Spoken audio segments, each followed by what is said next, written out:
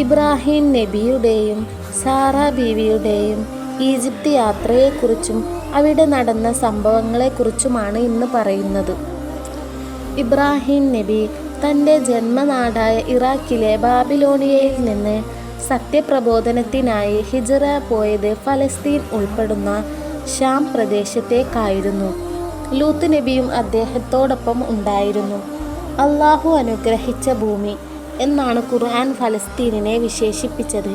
അവിടെ അദ്ദേഹം താമസം ഉറപ്പിക്കുകയും അള്ളാഹുവിൻ്റെ ഏകദൈവ സന്ദേശം പ്രചരിപ്പിക്കുകയും ചെയ്തു. ഫലസ്തീനിൽ ഇബ്രാഹിം നബി കന്നുകാലി വളർത്തലിലും കൃഷിയിലുമാണ് ഏർപ്പെട്ടിരുന്നത്. അദ്ദേഹം വളരെ ഉദാരനായിരുന്നു. അതിഥികളെ സൽക്കരിക്കുന്നത് അദ്ദേഹത്തിന് വലിയ ഇഷ്ടമായിരുന്നു.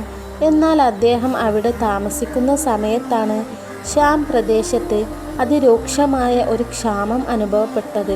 തുടർച്ചയായി മഴ ലഭിക്കാത്തതിനെ തുടർന്ന് കിണറുകളും അരുവികളും വറ്റിപ്പോയി. കൃഷികളെല്ലാം കരിഞ്ഞുണങ്ങുകയും കന്നുകാലികൾക്ക് തിന്നാൻ പുല്ലില്ലാത്ത അവസ്ഥ വരികയും ചെയ്തു. ഈ കഠിനമായ പട്ടിണിയിൽ നിന്ന് രക്ഷ നേടാനാണ് അദ്ദേഹം തൻ്റെ കുടുംബത്തോടൊപ്പം ഫലസ്തീൻ വിടാൻ തീരുമാനിച്ചത്. ആ കാലത്ത് താരതമ്യേന സാമ്പത്തിക ഭദ്രതയുള്ളതും നൈൽ നദിയുടെ സാന്നിധ്യം കൊണ്ട് സമൃദ്ധവുമായിരുന്ന പ്രദേശമായിരുന്നു ഈജിപ്ത്. അങ്ങനെയാണ് ഇബ്രാഹിം നബിയും സാറ ബീവിയും ഫലസ്തീനിൽ നിന്ന് ദീർഘദൂര യാത്ര ചെയ്ത് ഈജിപ്തിൻ്റെ അതിർത്തിയിൽ എത്തുന്നത്. സാറ ബീവിയെ ഇബ്രാഹിം നബി ഒരു വലിയ പെട്ടിയിൽ ഇരുത്തിയാണ് യാത്ര ചെയ്തിരുന്നത്. ആ കാലത്ത് പല പ്രദേശങ്ങളിലെയും രാജാക്കന്മാർ സുന്ദരികളായ സ്ത്രീകളെ കണ്ടാൽ അവരെ ബലമായി തട്ടിയെടുക്കുന്നവരായിരുന്നു. സാറ ബീവി അസാമാന്യ സൗന്ദര്യത്തിനുടമയായിരുന്നു. അപരിചിതമായ ഒരു നാട്ടിലൂടെ യാത്ര ചെയ്യുമ്പോൾ അവിടുത്തെ രാജാവിൻ്റെയോ ഭടന്മാരുടെയോ കണ്ണിൽപ്പെടാതെ അവരെ സുരക്ഷിതമായി എത്തിക്കാൻ ഇബ്രാഹിം നബി കണ്ടെത്തിയ ഒരു പോംവഴിയായിരുന്നു ഇത്. തൻ്റെ ഭാര്യയെ അന്യപുരുഷന്മാരുടെ നോട്ടത്തിൽ നിന്നും സംരക്ഷിക്കുക എന്നതായിരുന്നു അദ്ദേഹത്തിൻ്റെ ലക്ഷ്യം. അതിർത്തിയിൽ എത്തിയപ്പോൾ രാജാവിൻ്റെ ഉദ്യോഗസ്ഥർ നികുതി പിരിക്കാനായി ഓരോ ഭാണ്ഡങ്ങളും പരിശോധിച്ചു. ഇബ്രാഹിം നബിയുടെ പക്കലുള്ള പെട്ടി പരിശോധിക്കാൻ വന്നപ്പോൾ അതിന് എത്ര വേണമെങ്കിലും നികുതി നൽകാമെന്നും അത് തുറക്കരുതെന്ന് അദ്ദേഹം ആവശ്യപ്പെട്ടു. അതിലുള്ളിൽ സ്വർണമാണെങ്കിൽ അതിന് നൽകേണ്ട നികുതി ഞാൻ നൽകാം എന്ന് അദ്ദേഹം പറഞ്ഞു. വെള്ളിയാണെങ്കിലും അതിൻ്റെ നികുതി ഞാൻ നൽകാം എന്ന് അദ്ദേഹം പറഞ്ഞു. എന്നാൽ നബിയുടെ ഈ നിർബന്ധം കണ്ടപ്പോൾ ഉദ്യോഗസ്ഥർക്ക് സംശയമായി. അതിനുള്ളിൽ വലിയ വിലപിടിപ്പുള്ള എന്തോ ഉണ്ടെന്ന് കരുതി അവർ നിർബന്ധപൂർവം പെട്ടി തുറന്നു. അപ്പോഴാണ് സാറ ബീവിയുടെ സൗന്ദര്യത്തിൽ അവർ അമ്പരന്നു പോയതും വിവരം രാജാവിനെ അറിയിച്ചതും. അന്നത്തെ ഈജിപ്ത് രാജാവ് അതിക്രമിയായ ഒരു ഭരണാധികാരിയായിരുന്നു. സുന്ദരികളായ സ്ത്രീകളെ കണ്ടാൽ അവരെ ബലമായി സ്വന്തമാക്കുന്ന സ്വഭാവമായിരുന്നു അയാളുടേത്. സാറ ബീവിയുടെ സൗന്ദര്യത്തെക്കുറിച്ച് കേട്ടറിഞ്ഞ രാജാവ് അവരെ കൊട്ടാരത്തിലേക്ക് വിളിച്ചു വരുത്തി. ഒരു സാധാരണക്കാരന് നൽകാൻ കഴിയാത്തത്ര സൗന്ദര്യമുള്ള ഒരു സ്ത്രീ ഇവിടെ എത്തിയിരിക്കുന്നു എന്നാണ് അവർ രാജാവിനോട് പറഞ്ഞത്.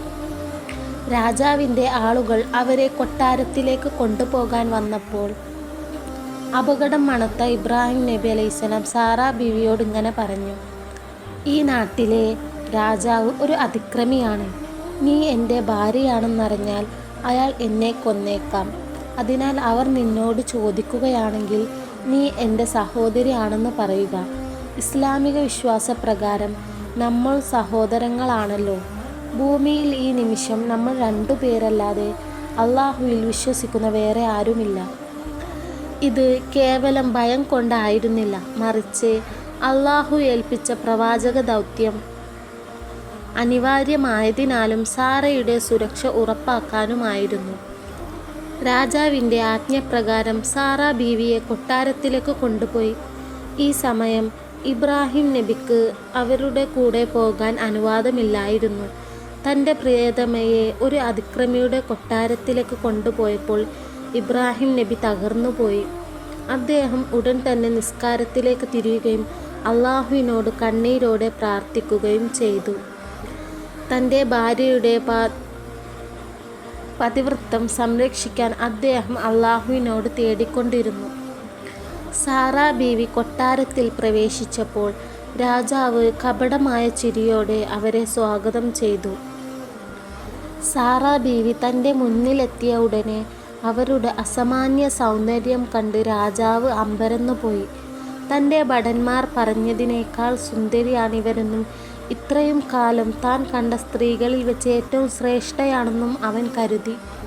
ഒട്ടും സമയം കളയാതെ ദുഷിച്ച ചിന്തയോടെ അവൻ സാറാ ബീവിയുടെ അടുത്തേക്ക് നീങ്ങി.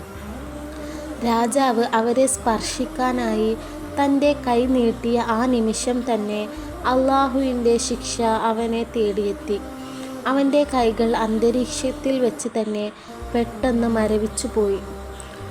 അപകടത്തിൽ പെട്ടുവെന്ന് മനസ്സിലാക്കിയ രാജാവ് പേടിച്ചു വിറച്ച് അവൻ സാറയോട് പറഞ്ഞു, നീ നിന്റെ ദൈവത്തോട് എനിക്ക് വേണ്ടി പ്രാർത്ഥിക്കൂ. ഈ അവസ്ഥയിൽ നിന്ന് എന്നെ രക്ഷിക്കുകയാണെങ്കിൽ ഞാൻ നിന്നെ ഉപദ്രവിക്കില്ല.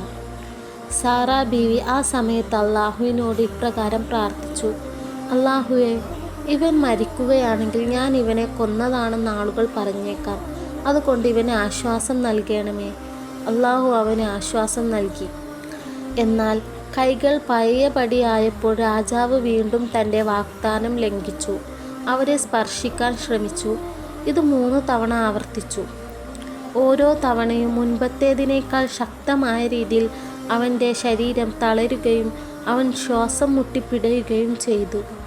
ഒടുവിൽ രാജാവിന് ബോധ്യമായി ഇവൾ ഒരു സാധാരണ സ്ത്രീയല്ലെന്ന്. അവൻ തൻ്റെ ഭടന്മാരെ വിളിച്ചാക്രോശിച്ചു, നിങ്ങൾ എൻ്റെ അടുക്കൽ കൊണ്ടുവന്നത് ഒരു മനുഷ്യനെയല്ല, മറിച്ച് ഒരു പിശാചിനെയാണ്.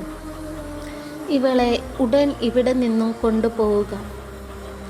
സാറാ ബീവിയോടുള്ള ആദരസൂചകമായും അവരിൽ നിന്നുള്ള ദൈവകോപം ഭയന്നും രാജാവ് തൻ്റെ കൊട്ടാരത്തിലുണ്ടായിരുന്ന ഹാജറ എന്ന മിടുക്കിയായ ഒരു പെൺകുട്ടിയെ അവർക്ക് പരിചാരികയായി സമ്മാനിച്ചു.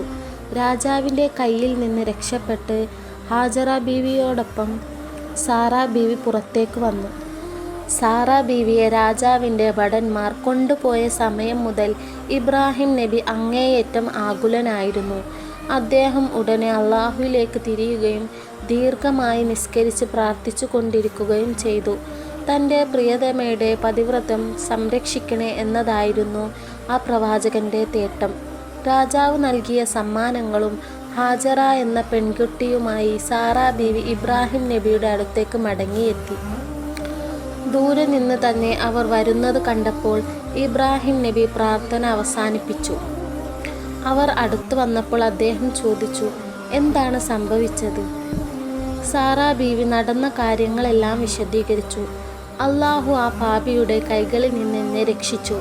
അവൻ എനിക്കൊരു പരിചാരികയെ സമ്മാനമായി നൽകുകയും ചെയ്തു എന്ന് അവർ പറഞ്ഞു. തൻ്റെ പ്രാർത്ഥന സ്വീകരിച്ച അള്ളാഹുവിന് ഇബ്രാഹിം നബി നന്ദി പറഞ്ഞു. ഈ സംഭവത്തിന് ശേഷം അവർ ഈജിപ്തിൽ അധിക കാലം നിന്നില്ല.